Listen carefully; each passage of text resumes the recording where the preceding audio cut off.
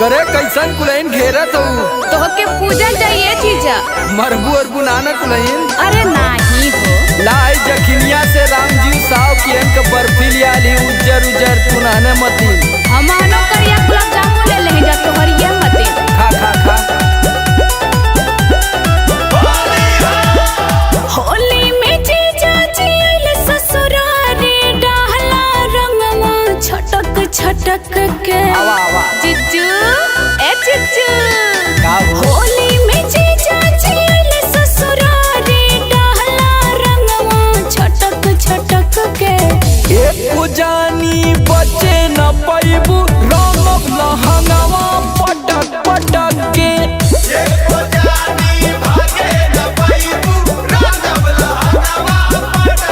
बहुत सन की जीजा आई।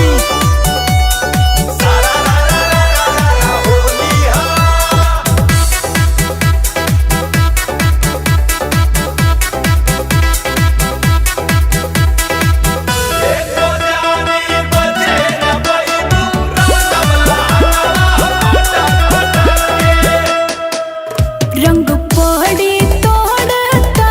बड़ चलई बा भलही झापड़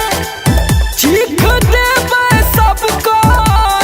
गरम भुजिया पापा आवा आवा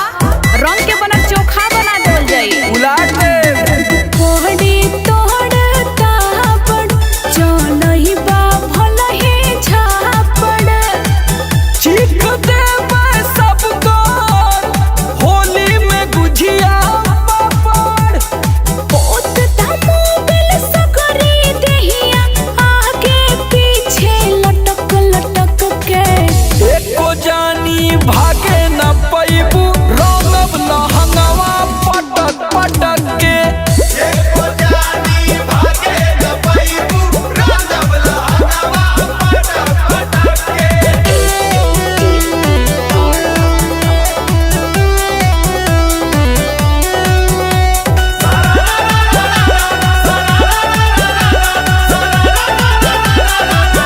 रंग किनले बानी औवल अब कोला जीजा लगबौवल हमर त मनवा करे खेले के धरा धरौल बीन देवल जाई बरवा हाँ तावा नियरवा रंग किनले बानी औवल अब कोला जीजू लगबौवल हमर त मनवा करे खेले के धरा धरौल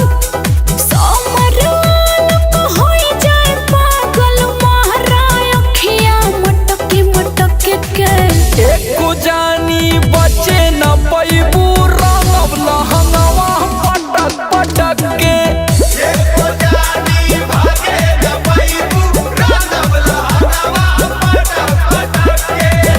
सरकत का है लोगन आवा। अरे तू सन की हुआ हटा